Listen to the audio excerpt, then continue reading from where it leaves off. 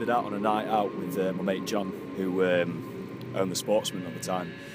We were pretty drunk by this point anyway, but he turned to me, "Do you want to go around to my mate Ash's house?" I was just like, "Yeah, whatever." So we go around to his house, and he greets us on the door with a screwdriver in his hand, kind of being quite threatening. I was just like, "What the fuck's going on here?" He had some MDMA on him. He had like probably about 4 grams or something in this little baggie, and this guy Ash was just like, "That's not real MDMA, that's fake, that." So we were passed it round, and it's just like, "Oh yeah, that's definitely real," and everything. It's like, I've got one way of testing that it's real. Down the whole thing. He started out all right, but as time went by, he started like sweating and talking shit. Like, I had no idea what the fuck he was going on about, and we were kind of contemplating ringing an ambulance.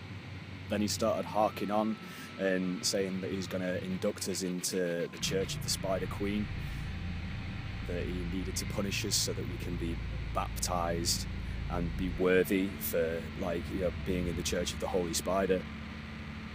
And then he got out this studded belt and tried to make us like take our trousers down and bend us over and like smack us around the arse with this studded belt. We were all kind of a bit like, this guy's going mental. We kind of look back and laugh now, but at the time it was a bit scary, to be honest with you.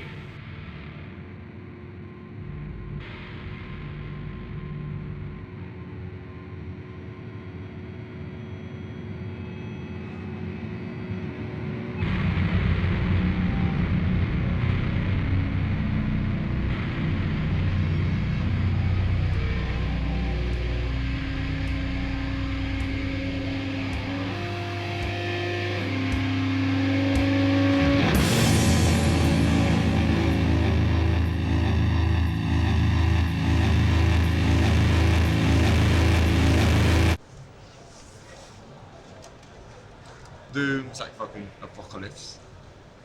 It's like when it rains down on you. Like when it's so heavy, I'll practice, for example. When we come up with a new heavy riff, we literally take off our earplugs and stuff and just fucking mosh.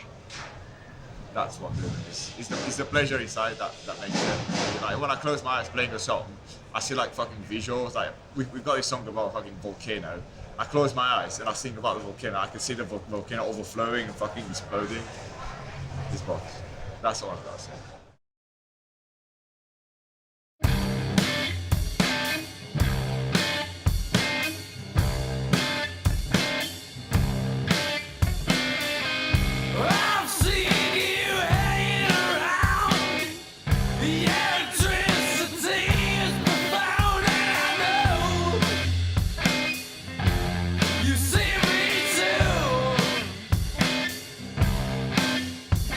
This is Sheffield, a city in the north of England built on the steel industry and home to about 500,000 people.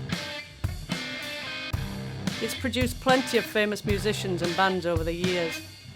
Def Leppard, The Human League, Pulp and Arctic Monkeys, to name a few. For its size, Sheffield boasts a really healthy community of bands and musicians. Right now, independent and DIY venues often play host to a thriving doom, sludge and stoner scene. One band associated with Sheffield's DIY scene are Wet Nuns, a guitar and drums duo. They released their debut album in 2013, creating big ripples in UK underground music.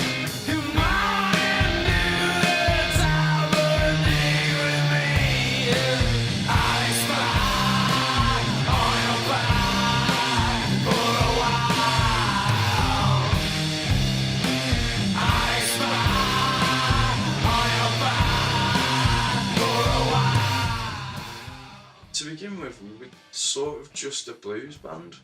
Like, we were this trashy kind of garage blues band. We just had nothing better to do. We were just bored, creative people that wanted to like go and fucking make really fucking stupidly loud music. And I think somewhere along the way we'd been into the kind of fast thing. Like the previous band was all about like, how many fucking chords can I play in this song? Like, and yeah, somewhere along the way we stumbled across this like, you can actually like get this like loping kind of like thing, this heavy it's so much more heavy. And that's what we were about. We were just trying to be as heavy as we could be. Yeah, I don't. It's always like, it's like kind of like trying to run in a swimming pool kind of thing. Like, it's like being stuck in a tar pit or something. Like, it's just this like, like, and like melting and shit. I don't know. Like, that's what it conjures to me anyway. Shortly after the release of their debut, Wet Nuns split up. But the drummer, Lecky, remained a vital part of local music, pushing the new wave of slow, heavy music by bringing big bands to Sheffield for gigs and festivals. Many of his events were held at the Lug Hole, a DIY venue that you were only likely to hear about by word of mouth. From being in Wet Nuns, he went touring and got to know people that facilitated that kind of relationship with the Stones in quite a lot. So he got to know members of bands, and he would bring gigs to Sheffield that wouldn't necessarily happen in Sheffield beforehand. I mean, the evidence is there. Like, you know, people sort of have him as this kind of like, you know, or none of this would be happening if it wasn't for a few key people, and he was one of them. They opened up the DIY ethos for a lot of people, I think. They were really important shows. I mean, trying to recall them. Slabdragger is probably the one that I can most recall. It just brought a whole 100 new faces to the venue, 100 people that probably have not seen how a DIY space works that much before. I mean, he really started the stoner gigs in the Luggo.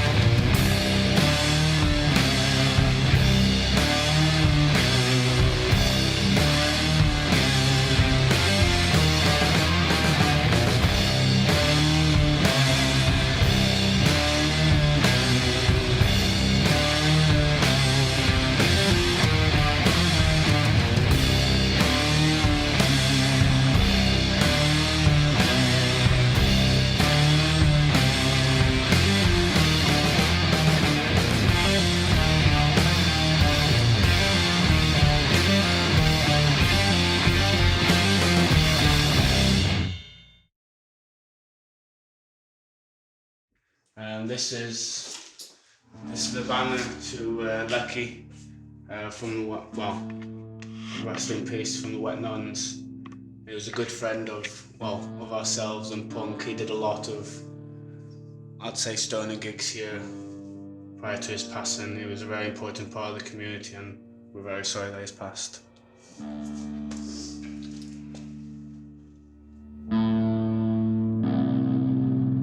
Lecky took his own life in late 2014. And a void in Sheffield's DIY community appeared with very little doom, stoner or sludge-related activity.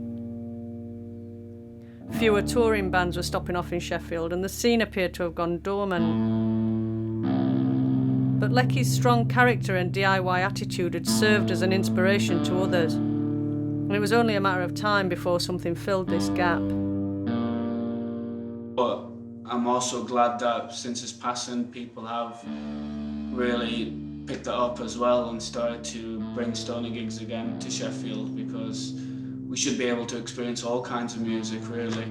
Almost up to 12 months, there was no, at Luggo at least, there was no stoner gigs. No one came forwards asking for any gigs. It was, I think Joe was the first one that came and asked if he could use the venue for a gig.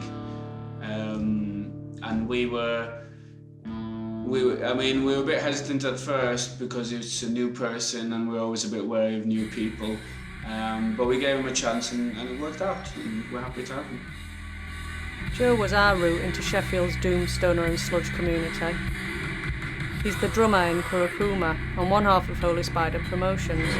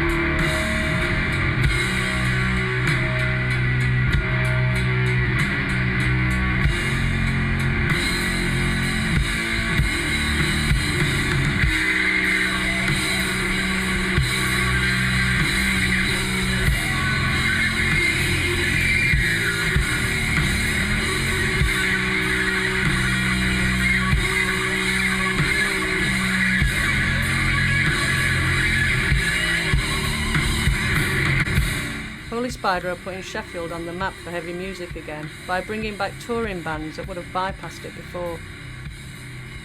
We called into Joe's shop where he works. We wanted to talk to him about why he's so involved with slow, heavy music. Bewildering array of papers.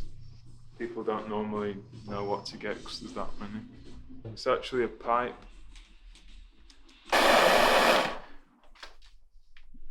Could fit a child in that, I think. You don't really go to doom, sludge and stoner shows to hear nice melodies and to hear someone singing nice songs. You go because you want to feel like something heavy, like hitting you in the chest. And that's the kind of shows we try and put on with Holy Spider. We don't want to do something that feels like a normal metal gig. We want to do something that feels like you're on some kind of other plane of existence. It all just mashes together into this experience of like really loud, extreme, heavy, affecting music, I guess. I've seen many different acts coming from Holy Spider. Holy Spider have always shown me a good deal of new music. It would come from Joe and also Craig, who would put on the different types of doom, some classic doom bands, some really stoner doom bands, also a lot of just black doom or just even plain and simple heavy.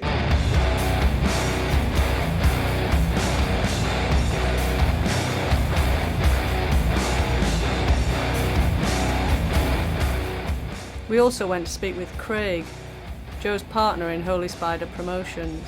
It was Craig who spoke at the beginning of this film about the origin of the Holy Spider name on a drunken night out. We wanted to chat with him about how Holy Spider operates and what the atmosphere is like at their nights. So essentially it's like a non-for-profit organisation. We're doing it just for the sake of doing it in a way. I think the best way to describe it was really like everybody will sort of walk in like either before or during the first band or something like that, grab a pint, go and like, you know, see the band and stuff. And then once that band finished, everybody's like all laughy, jokey and like having a really good time, like chatting to each other and everything. But then as soon as the next band starts, it's just straight to the stage, like watching and appreciating that band. The community of people that are into like doom and stoner like actually fully immerse themselves in the music. If you haven't come to a doom gig to fully immerse yourself in the music, I don't think you're going to have as good a time. Whereas if you have, and that's the reason why you're there, like you'll always walk away going, fuck, that was amazing.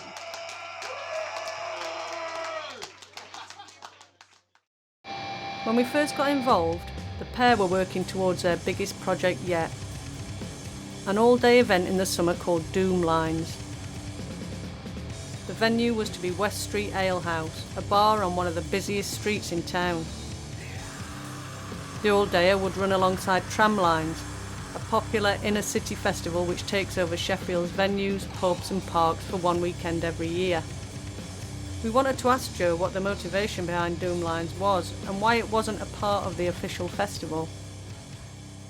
So you've got the official Tramlines lineup, and then you've got the Fringe. The Fringe is the best for me, but I feel like sometimes the official lineup, it doesn't cater for the underground. I mean, you can't really expect it to when it's such a mainstream festival now, but that's kind of why we started Dooomlines. Like I say, we felt heavy music was underrepresented. We are never going to be part of that official Tramlines thing. But it almost doesn't matter because, yeah, what we're doing for me and for the people that come to things like Dooomlines is far more enjoyable.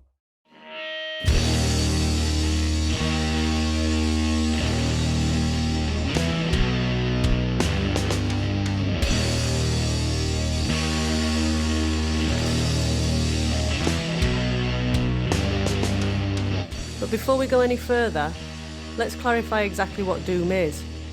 Doom metal is a subgenre of heavy metal and involves very slow tempos, extremely loud volumes, repetitive, sometimes psychedelic riffs, long compositions and lyrics dealing with evil, negativity, spirituality or fantasy.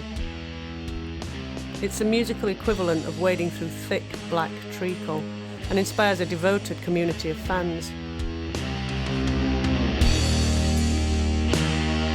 It all started with Birmingham's Black Sabbath.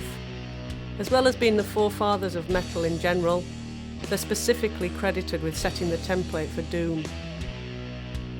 Guitarist Tony Iommi's slow, trudging riffs and the eerie tone on their debut in 1970 was new and unique at the time. Geezer Butler's wickedly dark lyrics and Ozzy Osbourne's dramatic delivery also really stood out. Over in the US in the 70s and 80s, Pentagram and Scott Wino Weinrich's two bands, The Obsessed and St. Vitus, began to solidify a sound that can now be recognised as doom. Later, groups like Candlemass from Sweden and Cathedral from the UK continued to carry the doom flag as the sound went on to grow and contribute to heavy music around the world. We were lucky enough to be able to speak with Black Sabbath's original drummer, Bill Ward. He told us about first channeling the power of doom on the band's debut record. I love the fact that we stood up, all four of us stood up at the same time and allowed the song Black Sabbath to come about. And we all knew where we had to go, and there was very little said. Tony played those chords, and then we all knew where we had to go. When Ozzy's saying, "What is this that stands before me?" It's like, okay, I don't know what this is, I don't know what we're into, but I fucking like it. You know, Sabbath influenced everybody, you know. They're the first band to tune down because actually Tony had to tune the guitars down so he could play because of his accident with his fingers. And that started the whole thing. Tony plays right so in the pocket, you know, playing these chords, and you want to hear doomy chords, just let Tony rip for a little bit. It's amazing. That's why we call him Mr. Riff, the Riff Doctor. You know, for me, playing in a loud, aggressive band, which is what Black Sabbath was, it's the most comfortable, sonic and heartfelt place one could possibly be. When I joined, I had to play all Bill Ward's stuff, you know, so I had to listen to Bill play, and Bill plays very different than a lot of drummers, you know, especially on the old Sabbath stuff. A lot of fills. He always said he was a percussionist, not a drummer. All the subject matter that we responded to was pretty much what we were brought up around, to be honest. I saw a lot before I was 15. You know, there was, you know, you get to see all kinds of things when you're living in the heart of a city, and you see all kinds of things that you don't necessarily might not want to see, but you see it anyway, you know, people dropping dead, fights, violence. We lived in the threat of the Iron Curtain, so there was a darkness across Great Britain anyway. You know, we lived under the threat of nuclear war. I mean, it's not such a large step to take to write about something like War Pigs. It's not such a, you know, we were in that reality. Yeah, it's all Sabbath, really, isn't it? Yeah. To be honest. Like, they just smoke weed all the time. So did all the bands in the 60s and stuff. And they make the music that we pretty much make. Inspired by blues, psychedelic rock and Black Sabbath, it was during the early 90s that a stoner sound started to emerge from California. Focused around desert generator shows, the scene shunned the inner city venues and trappings of standard gigs for a more free-form party atmosphere. Bands like Caius, Fu Manchu and Sleep pioneered this music full of groove and fuzz with a laid-back, stoned feel. In case you hadn't noticed already, marijuana plays a big part in this kind of music. Many take this association to the extreme, with a glut of bands choosing cannabis-themed names for themselves. This then extends to album and song titles, artwork, merchandise. In fact, we'll be exploring this whole connection between music and Mary Jane later on. Also during the early 90s, sludge metal was born from the marriage of doom with the aggression of hardcore punk. Sludge is like a wilder, greased-up version of doom, and it was a Melvins from Washington who first began to establish the sound. Then came a sludge explosion in New Orleans, Louisiana. This city full of Catholicism and voodoo birthed plenty of drawling, dirty blues bands. We got the chance to speak with Kurt Winstein of New Orleans sludge pioneers Crowbar when they came to Sheffield.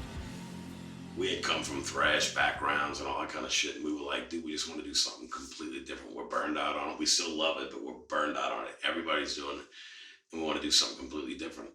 We kind of just did, you know, the opposite of what everybody else. Everybody else was tuned to E standard, playing 1,000 miles an hour, and we tuned it, you know, down to fucking B and drop A and played super slow. Just to, we felt it made it a lot heavier.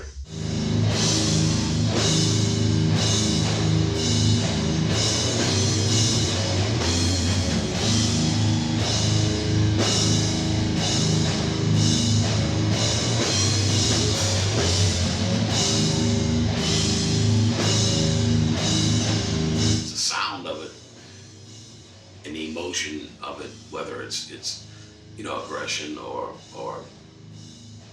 depression or whatever it might be coming out depending on the song, it just moves you to the point where it's just like, God, it's so fucking heavy.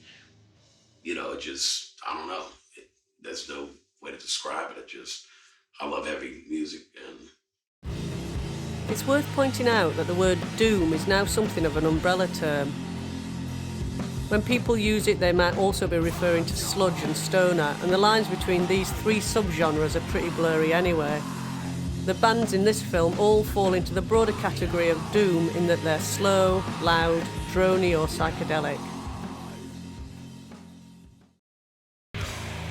Back in Sheffield, we wanted to see what kind of gigs Holy Spider were putting on in the lead up to Dooomlines.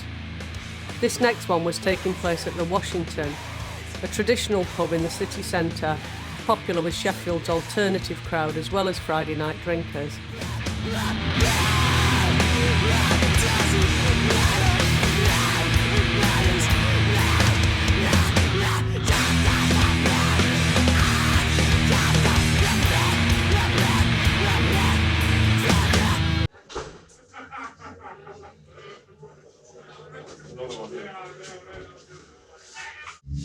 So we're coming to you live from the Washington.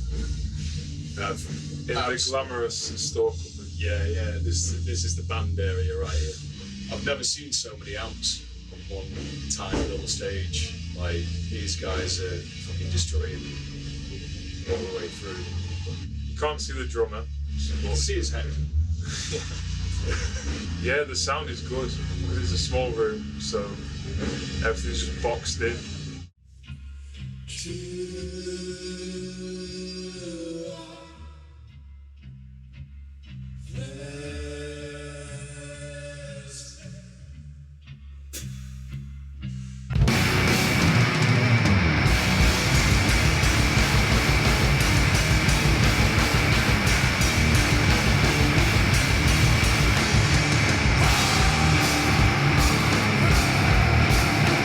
And we've broken even again, which is always good. Again. Yeah. So we managed to pay all the bands. So. Yeah. Because the way that I'm seeing it is like everything that we're doing so far is on the lead up to Dooomlines. Like everything that we do, all the money that we make for that is going to make enough money to be able to buy the things that we need and to be able to make Dooomlines successful. Which, like, judging by the response that we've got so far, like, it's like full steam ahead for that kind of shit.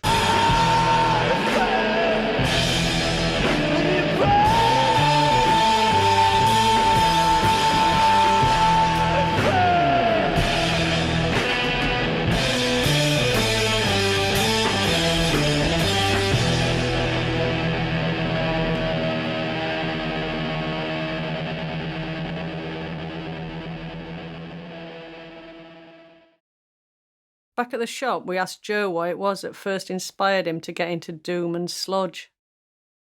I grew up listening to a lot of punk, a lot of hardcore, and then gradually, as was the fashion when, you know, we were all growing up, got into like metalcore and just going to heavy shows in Sheffield.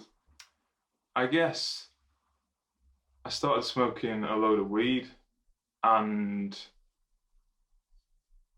I was looking for something that fit that vibe that I felt when I was high. It goes hand in hand because the way that it makes you feel, innit, when you smoke it, it's like, sounds like sludge or doom. Makes you feel, you know. That's how it makes me feel. It's how doom sludge sounds.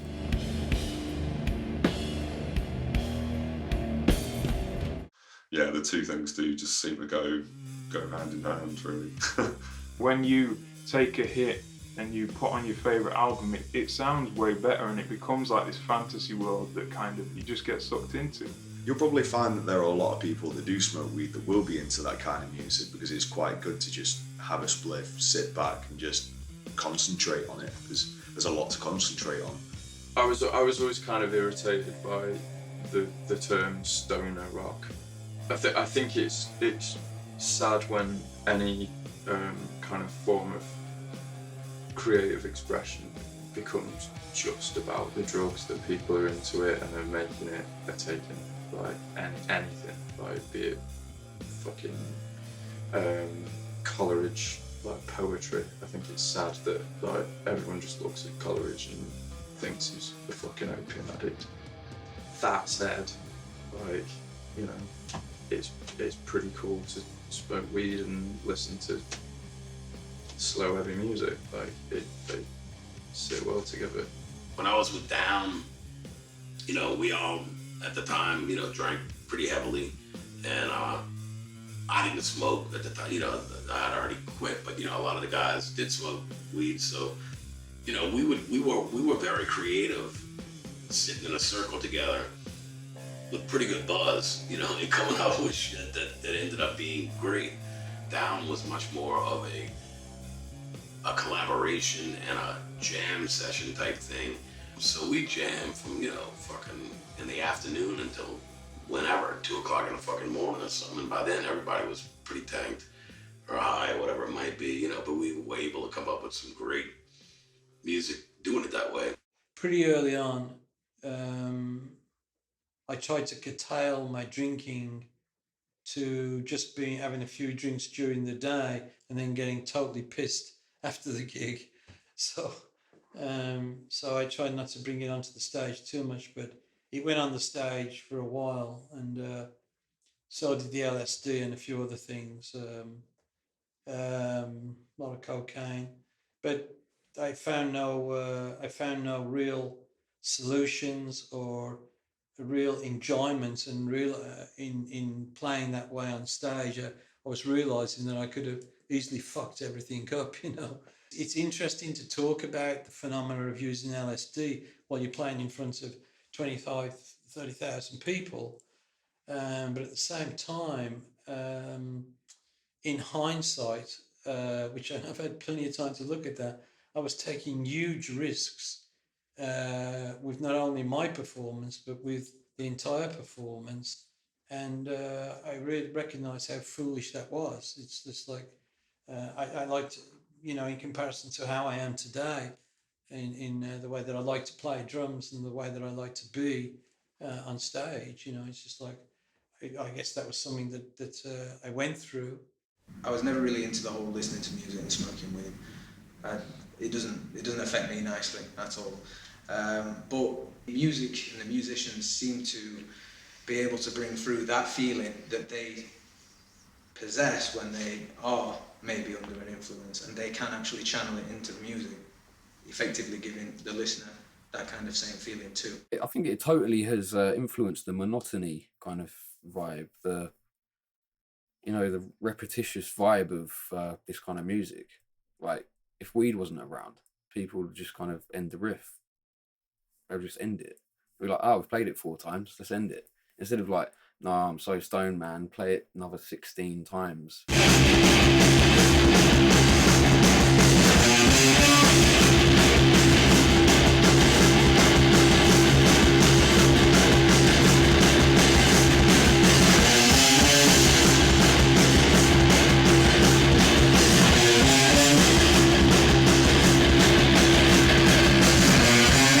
Why else would you get these long doom epics with like stoned out fuzz kind of psychedelic? Can't be asked to change the riff. Yeah, basically, it's too good. Just keep playing it.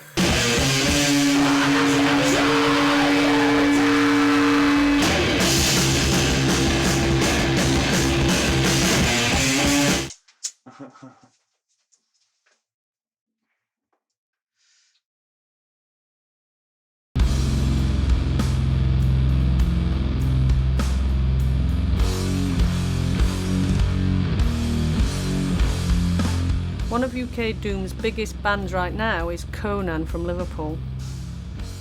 They were playing destructively heavy doom before the genre's recent surge in popularity. And back in 2013, Rob and Lecky put them on at a venue in Sheffield called the Harley. Rob told us a bit about how the two of them used to put on gigs and all-day festivals. We were going to call it Deprestival, but it didn't look very good written down, so we called it Detestable instead. From that, we started doing some shows that were like just bands that we thought were cool, that were going on tour and weren't playing a Sheffield gig. So that Conan show was like a Detestable Presents kind of gig. I just remember Conan being extremely atmospheric, extremely moody, extremely heavy, extremely loud, and that was only like amplified by the way we were feeling. And it was almost a transcendental experience. Like, I was touched by the finger of doom that night, but we left that gig and we were like, we need to do something like this. We need to create our own thing that, you know, makes us feel like we just felt tonight. Conan's influence can be witnessed at most doom gigs in the UK. We'd noticed that you'll often find at least one person wearing one of their shirts. Fortunately, the band invited us to film them at a gig they were playing at the Star and Garter, so we got on the train from Sheffield to Manchester. I just like the honesty of it. I like the fact that the music is quite simple and it's delivered hard, you know, and I think that's really good. Not a lot of music has that same level of honesty in a way. People just want to just plug themselves in, turn their amps up and just fucking riff.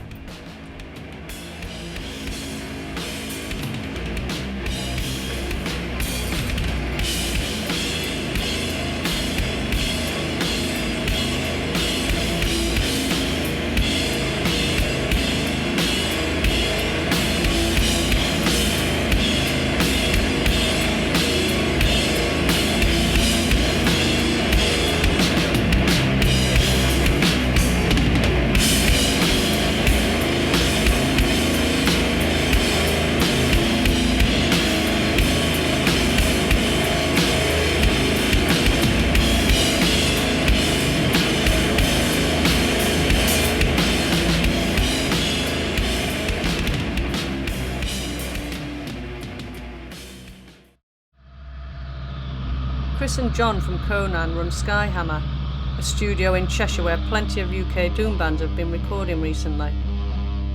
After the gig, they offered us a guided tour of the place. So welcome to Skyhammer Studio. I'll show you around.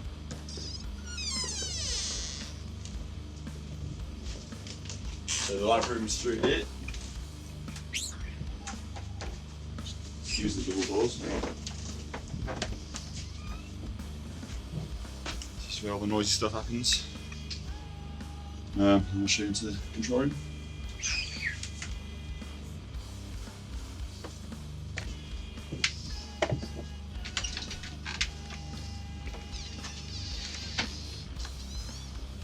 Yeah, here we are. Just the desk. It's a 1983 new 5116. That goes into Pro Tools, standard really. Various bits of outboard, some of it very old, some of it not so old. A few amplifiers and stuff that we've got here at the moment, loads of pedals and guitars, and yeah, that's about it really. But I think like one of the main things for like the Conan guitar sound in general is just the fact that guitar is tuned to drop F, so that's totally ridiculously low and just sounds like, you know, the tuning, the sort of fuzz, the style of the riffs and sort of tempo of the song lends to when stuff's not so fast, you can put in a lot more bottom end, so it's just like sustained chords which sound huge, and then you can get a really thick sound. We got John talking about the origins of Conan. There have been plenty of lineup changes since the band first formed, but John has been the one constant member behind everything. 2005, 2006, I just wanted to start a band that played like heavy music, but you know, I'm shit at guitar, so I wanted to play something where I could just play really simple stuff and just play as loud as possible. And the name Conan just came up. I was like, oh yeah, Conan, because that like summed up the lyrical themes. Also, the character himself is quite simple. You know, he's like just like a guy who goes around clattering people on the head with a sword. It's a sort of music which is played by people who really just want to play heavy music for the fun of it. Because it promises very little, I think you can enjoy it for longer. So you can get to 40. Chris is 22, and you can get to that age and still feel good that you're playing this music. It doesn't feel like a waste of time. You've not headlined at Wembley, but who gives a fuck? You're having a great time doing it. John also recently started his own record label, Black Bow. Independent labels are a vital part of underground music and directly shape a genre's identity and sound. Black Bow is really pushing the new wave of doom at the moment and is a home to both established and up-and-coming bands. Okay, well, Black Bow Records began life with the release of Bast's debut album.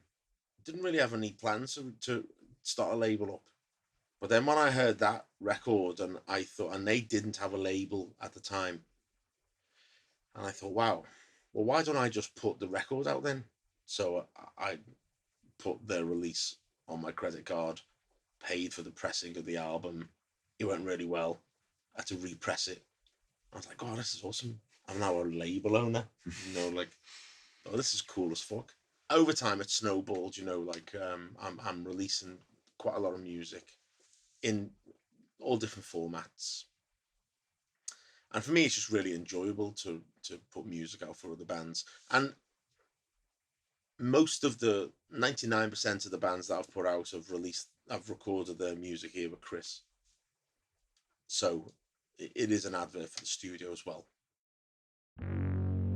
Back in Sheffield, Joe told us about a leaving party happening on Saturday night at his friend's house.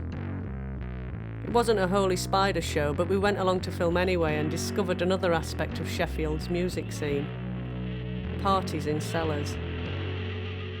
We are here, just off Abbeydale Road, because Luminaries, a band that Kurokuma have played with and I've put on shows for them. One of their members is leaving to travel around the world on his bike, so he's throwing a leaving party in his basement, and a few bands, a few DJs, Kurokuma and his band Luminaries are playing. So yeah, it's a nice crowd, nice basement. Yeah, it should be decent.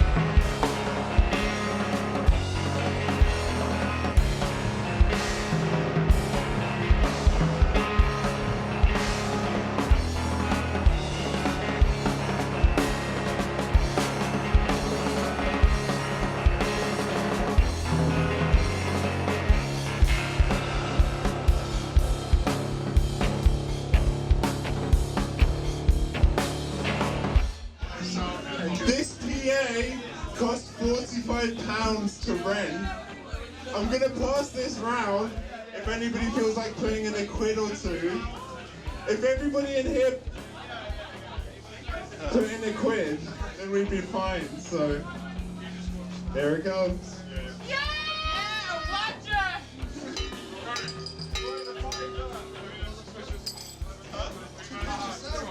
Pass it down. He's gonna get drunk! Sorry. Can we get a photo of everybody who played tonight? I'm leaving Sheffield in 2 weeks to go cycling indefinitely, maybe forever. This was Luna Maria's last gig. I've only just found that out. Certainly for a few years. I'm sure there'll be more, but like it was also our best gig. Yeah, that was the best time I've seen you play. And it was the best time I've ever seen you play, like no doubt. And it was in our basement as well. It was sick. It's been the perfect gig. I was just saying, this is better than a gig. Yeah, I know, right? And also you may have noticed the poster from the first time we played together. Was that the first time? Yeah, at the Washington. Yeah, and we've just got news that someone shit their pants during our set, and they've just been lying in the bathtub covered in, their own shit. So it's been a pretty good night.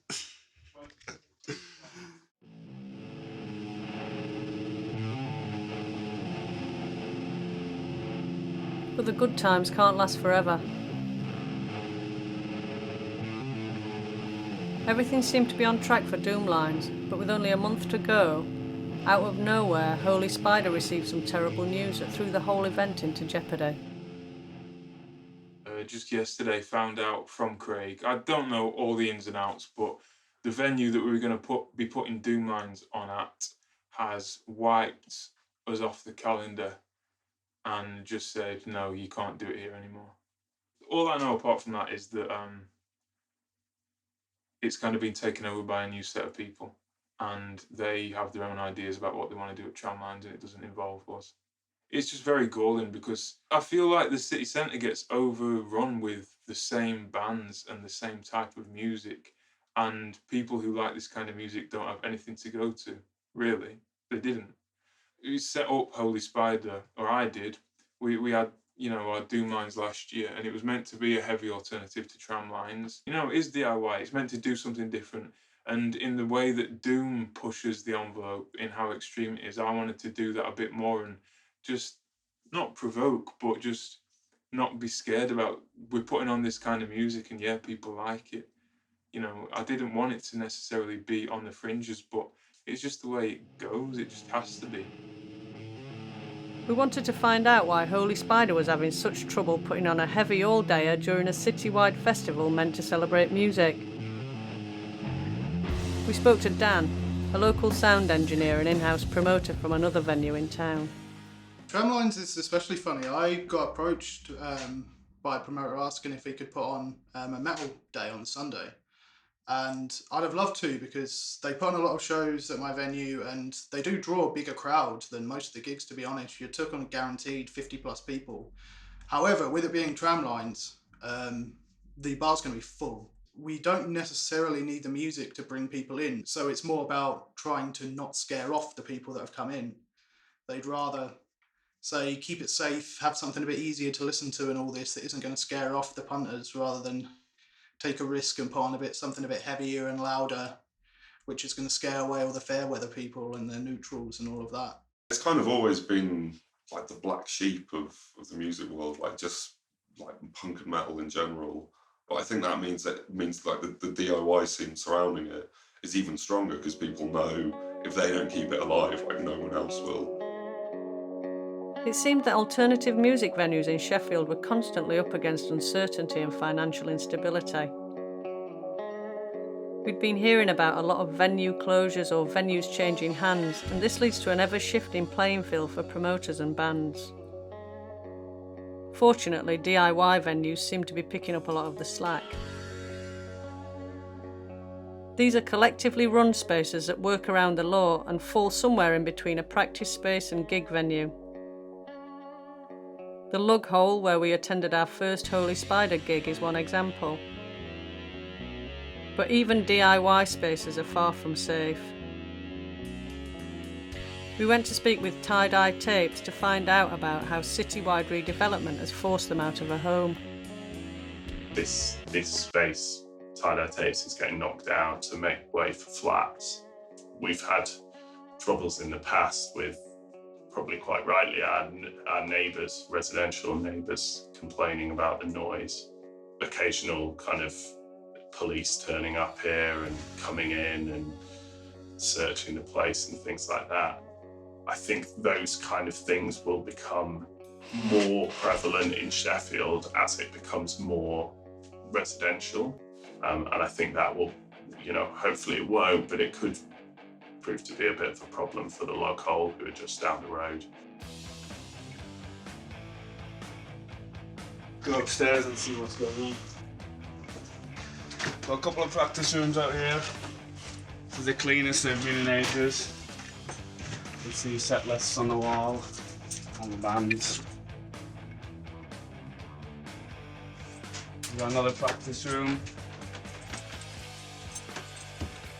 It's all pretty punk.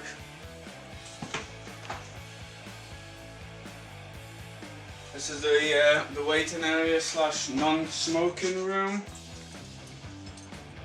Here's where all the magic happens. We've got the stage. In the background we've got the merch area here. We've got the toilets / DIY urinals. Only for 12 people. Riverside's a prime example for it. I mean, Riverside was taken over. It was owned by a charity, by Point Blank, which was a theatre charity.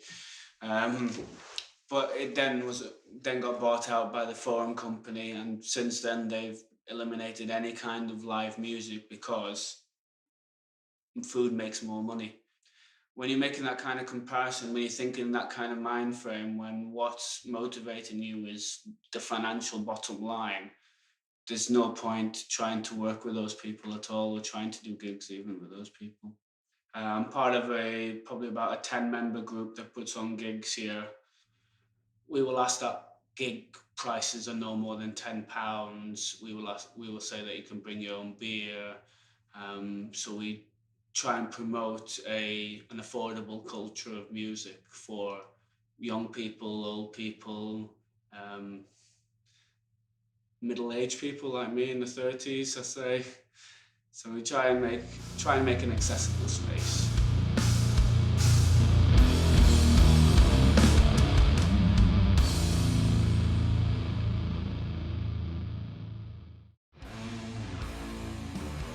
Another band who are no strangers to playing Sheffield is Slabdragger from London. In the past they've played gigs for both Lecky and Holy Spider, including the first gig at the Lug Hole we filmed. The three-piece practice and record at the Crow's Nest, a home studio owned and operated by their guitarist Sam. Well, I was recording a band years ago. Someone did this vocal that just made me crack up laughing. I was like, that sounds like someone dragging a slab of concrete over concrete. It was just like it was horrible. I just named it the Slabdragger, and that name stuck in my head for a while. And then I just thought that would be a good name for the band. Since starting Slabdragger and that, I've just started recording loads of doom, sludge, stonery, jammy bands and psychedelic weird shit. I make a band sound like a band in a room with all their amps just melting and broken drum heads. You can hear the snare rattle. I mic them up live. It's filthy and dirty, technically, but it gives a result that people seem to dig.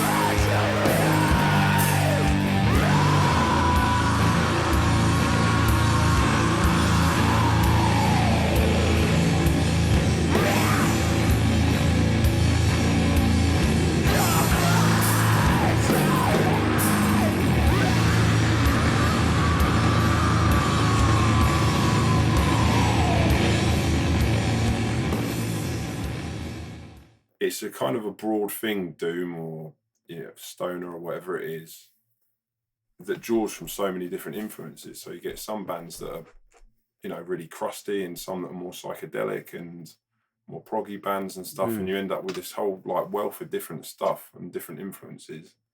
But it all ends up coming back to just like loads of dudes that like playing guitar riffs. Yeah, it's all Sabbath, really, isn't it? Yeah. To be honest. Put it this way, like if you want to play Doom to make money, then you're probably going to be horribly disappointed. Yeah. But saying that, playing in other scenes, like this is the only scene I've ever played in where bands actually get paid. Like honest promoters that actually want to pay for the bands to see the bands themselves, like they're fans. After years and years of learning to play and putting all your money and effort into buying instruments and stuff, once you got that, it becomes a self-perpetuating thing. Yeah. Where there's like all these places in the UK and Europe that I would not have seen if it wasn't for playing music. And I've got to do it for free. I've not made any money, but some guys paid for my petrol and give me some beers and some food. Back in Sheffield, Joe and Craig met up to discuss their options for saving Dooomlines from cancellation.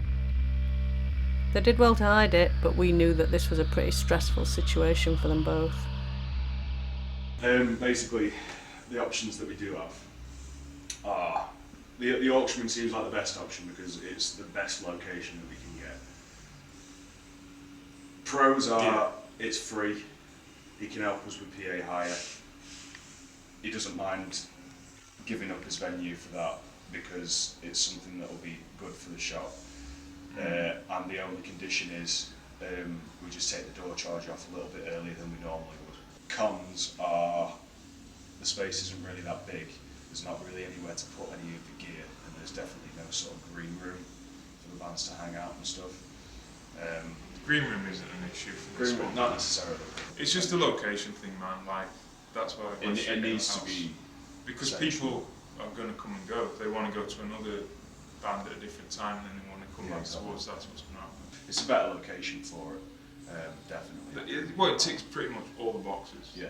I mean, the only thing is I would be concerned about is sound. Sound we can get sorted. Would it sound good? Yeah, I'll get it sounding as good as I physically can do.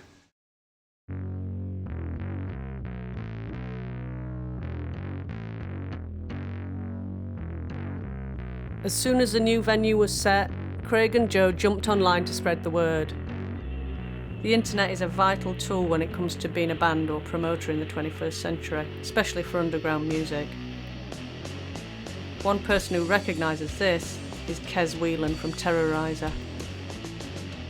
Terrorizer is a long-standing print magazine that's supported extreme metal for years, but lately it's had to expand its online presence to stay relevant.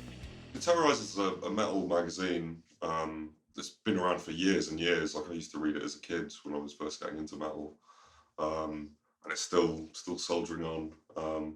It's kind of like it's not quite as big as like the Metal Hammers or Kerrangs or anything. We don't really deal with like those type of bands. It's more the kind of like underground stuff or more extreme sounding stuff or just kind of lesser known stuff, I suppose. There's just so much music out there now that it can be pretty bewildering just trying to like take it all in. So I still think like in that sense magazines and things like that do have a kind of role to play in just like narrowing down the focus a bit, I guess. Just so you're not confronted with this like vast realm of music. You can kind of pick and choose a bit. You've got all these different groups and pages and blogs and stuff on Facebook that all are all kind of focused around it, and it just helps that network of people find this stuff really quickly. It's really helpful for putting on gigs and stuff as well, because you can just check something in there. It's made the world a smaller place, in effect. Like especially like with organising tours and stuff and things like that. Like probably easily it's not just getting your music out there. It's just like being connected with people. And like if you wanted to sort out a tour in Japan, like easily just hit up some people straight away. Like before the internet and stuff, that was probably well hard. You probably had to sign to a label and get like managers involved. The reason I found Kurikuma in the first place and made me want to get into this was because I looked on YouTube, found them by accident, really enjoyed the music, and I thought, where are they from? Why don't I go and see a show? Turns out they were from Sheffield, complete accident, and that's the story from there.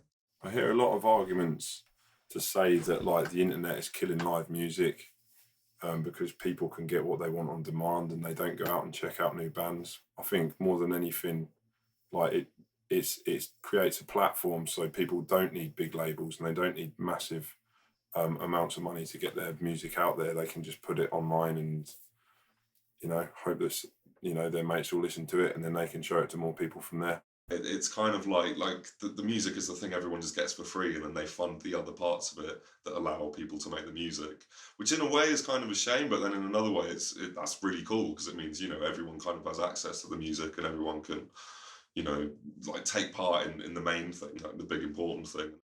Like I said, it takes away a lot of the hard work. Now the bands that are good, that use it the right way and still do the hard work, are the ones that are gonna be successful. You know, you can't just, you know, have your Facebook page and your Instagram, your Twitter, and all that kind of shit, and just use it and expect all these great results. It's like you still gotta work hard, you still gotta bust your ass. Holy Spider have used the internet and Facebook to book bands from all over the world. In the lead up to Dooomlines, they were hosting Primitive Man from Denver, Colorado. These guys are signed to Relapse Records and are well known for their desolate sound and imagery. We spoke to them after the gig about playing music as an escape from the 9-to-5 lifestyle. I'm a substitute school teacher. We both work in bars.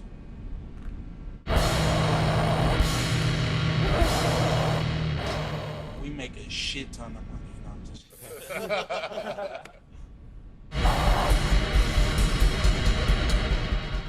I mean, we're modern men, but the music really sounds, we're not trying to like go over the top and shred anyone's head off. So, you know, I mean, we live in the modern age, but we're trying to write some simple music that's just right. You know what I mean?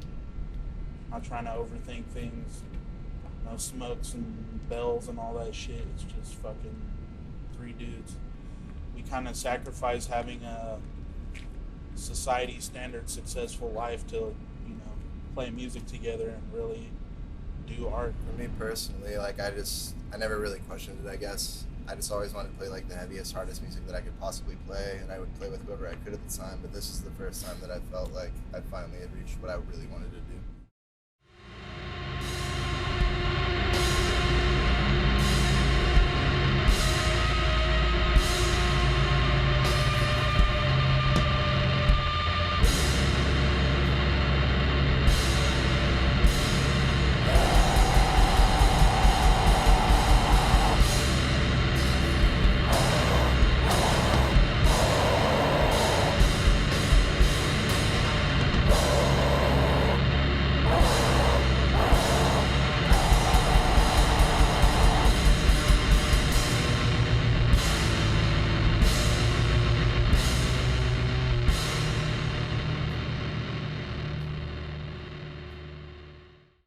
Writing about like real life stuff, you know, so I mean it's like a more of like a way to release bad feelings about life shit, if that makes sense. A lot of people see this music as an outlet, and I do think they reflect the sentiment that kind of exists, especially in countries like the US and UK at the moment, where everyone's just pissed off with everything. A lot of Doom, you could say there's escapism with a lot of, you know, places that go on the whole like witches and wizards and all the kind of fantastical thing. But even then, there's a lot of like social commentary within that, and it's just kind of like the whole fantastical element is just used as like a setting for it, rather than just like, I don't know, you know, don't think about what's going on. Here's a dude with a big beard and a pointy hat or whatever. It's kind of like, I think there's more to it than just like I'll just switch off from the world. It's kind of like, I don't know, it helps you like kind of process the world as opposed to just like disconnecting you from it. I have to go to the very bottom of wherever I am, and some of it's not particularly nice.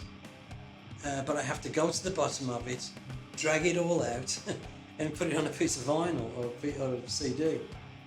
If it sounds like it's morbidity, or if it sounds depressing, then so be it, you know. But when you release these things, like for instance, right now, using me as an example, I'm not necessarily depressed or suicidal or anything else. I've been through those things. That was a long time ago. You know, if you can just like scream at people for 30 minutes, it's like primal scream therapy or something like that. But there's also like a kind of creative aspect to it as well. So I don't know, it's kind of like the anger otherwise you would just be walking around with. It's kind of like it forces you to like focus that into something. I'm a bit different myself. Like, I mean, especially now, I fucking love my job.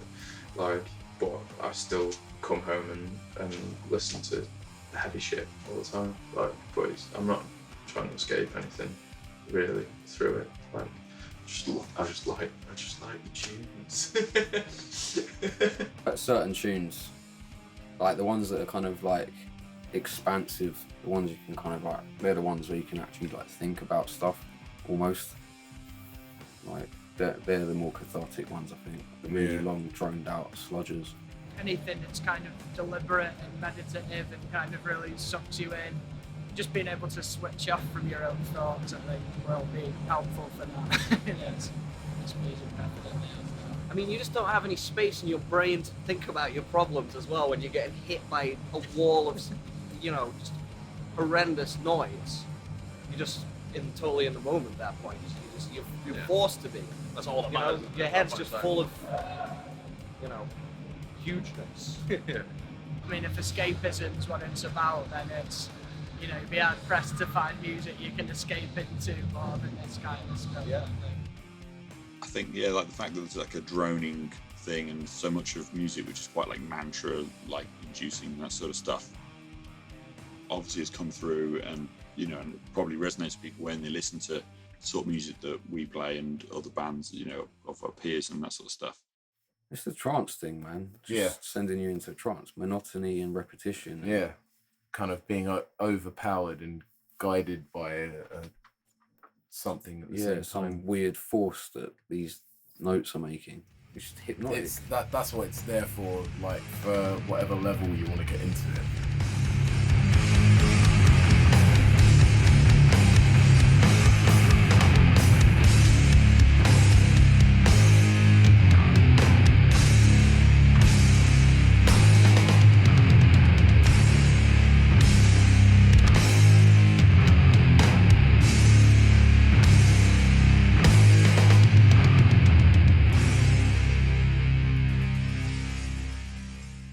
Whilst I'm stood there, with other guys in a room, playing music, it's sort of the only thing that I'm thinking about for that moment is the music that I'm playing. So yeah, that is my form of escapism. For me, it's a release, escapism. Not like I've got this weird life that I need to escape from, but at the same time, playing live on stage gives me the same sort of feeling that you're playing like a cool computer game.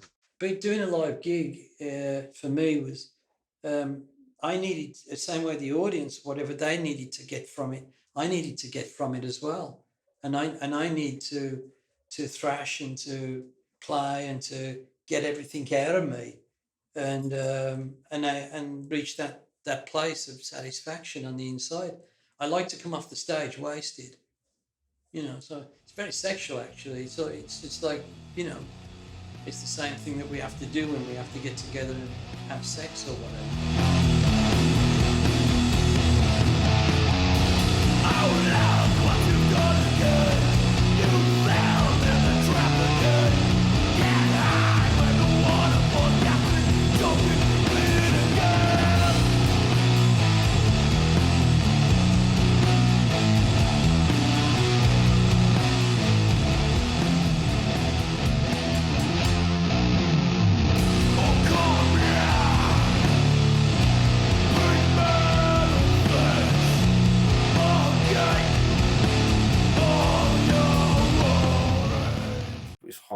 hard as fuck, but it's got the love at the end, and that's what I like, and that's what I feel.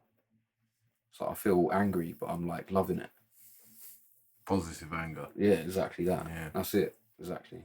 I might look like I'm totally just pissed off at everyone on stage, but like I'm like loving it totally, and I'll be grinning afterwards for hours.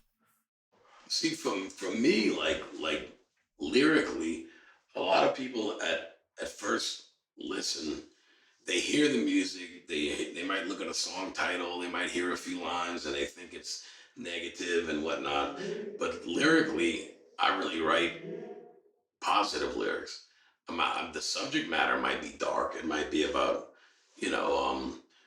drug abuse, alcoholism, things that I've been through in my life that I've been around, depression, anxiety, suicide, whatever it might be. But it's never pro any of those things. It's about getting, the light. It's about the light at the end of the tunnel.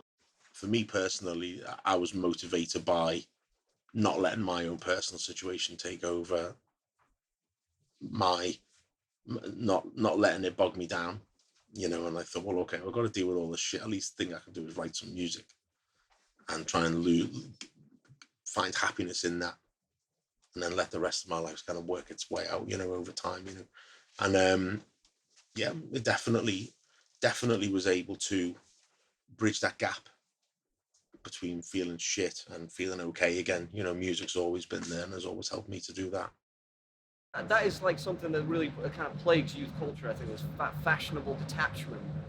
No one gets to talk about their feelings or anything like that. Everyone's just so, I don't care, just chill.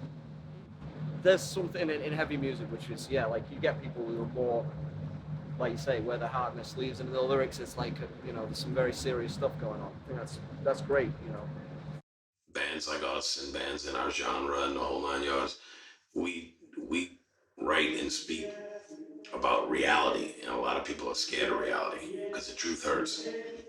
And a lot of people that try to sugarcoat it, try to sweep it under the rug, whatever you want to call it. But I think it's important. Like, people always ask me, can we talk about this? Can we talk about it? In an interview? I'm like, you can ask me anything you want. I might not answer, but chances are I'm gonna, because I think it's important for people struggling, with some type of, with depression or whatever it might be, alcohol and drugs. Like I was saying, I think it's very important for them to realize that they're not alone, and other people have been there. There's never been any time that I've never wanted to be playing music. I want to play music till the day I die. The only time was in 1983. I felt so ashamed that I drank again that I decided I did a really stupid thing. I said I swore off. It was my own self-will, and I swore off that I would never ever play ever again in my life, ever, and that was in the fall of 1983. And I fell into such a horrible depression that because I have music inside me all the time. It's with me 24 hours a day, and I crammed it all down. It's like, no, I'm not going to listen to that. No, I'm not even going to tap. I'm not even going to do that. I'm not even going to do things like that. I'm not even going to air drum. And by doing that, I became incredibly ill. And I'll never do that to myself again. I will never, ever, ever, ever do that to myself again.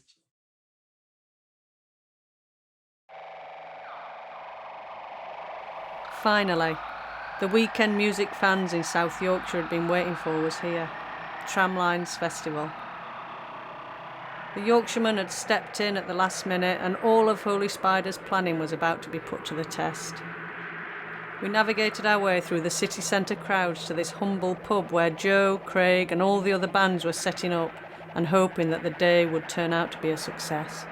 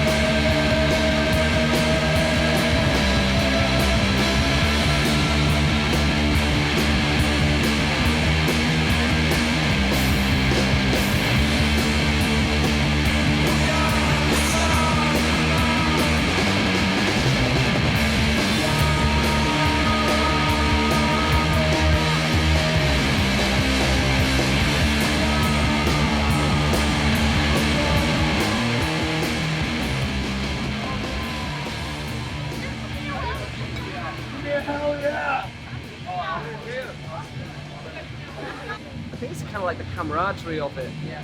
Like everyone gets on, everyone's mates and stuff, everyone knows each other. There's none of that weird, shitty like competition where bands feel like they'd be in competition with one another. Phenomenal. It's been really good. Been completely full of energy. A lot of people coming in. Loads of heavy shit going on. Tram lines, 40 quid. Nah, not paying for that.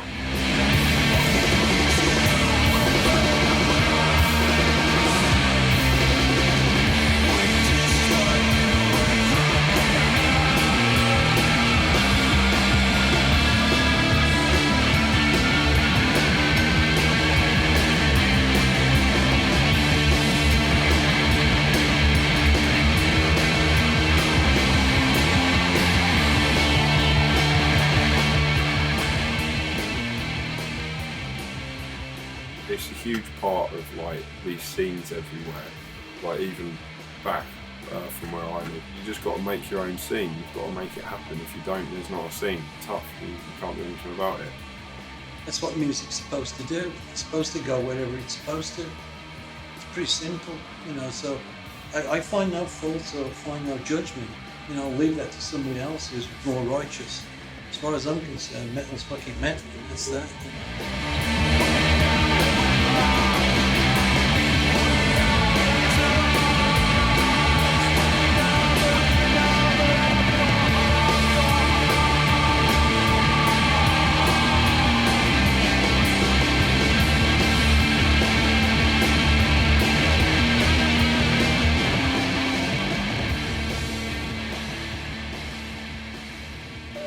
Have you all enjoyed yourselves tonight? Yeah!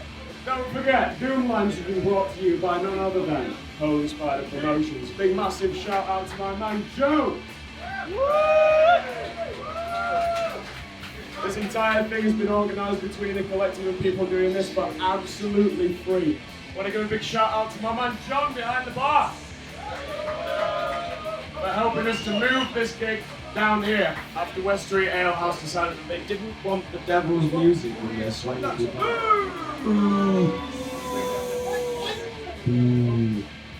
It doesn't matter that it wasn't a West Street Ale House. This was almost perfect in its own way. I know what we're doing is special. Like, it's not just mainstream. It's not background beer drinking music. Like, it's for real music fans, and that's what we've got today. And we've got a community now in Sheffield. You know, I've got mates that I've made through putting on these gigs, and you see people making friends with each other at these gigs, and it's just, that's what it's all about, man. People coming together, having a good time.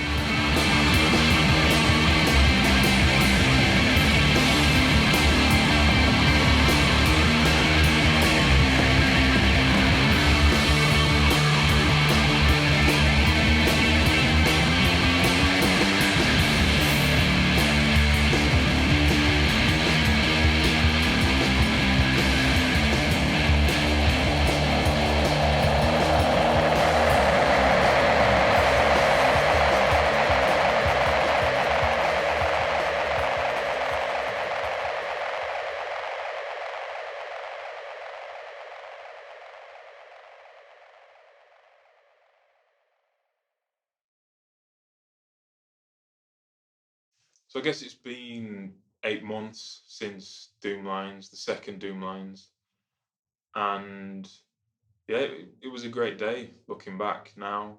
It was hard, like figuring it all out, especially with the venue change at the last minute, but it worked out, and yeah, it was a success and definitely one of the best gigs Holy Spider's put on.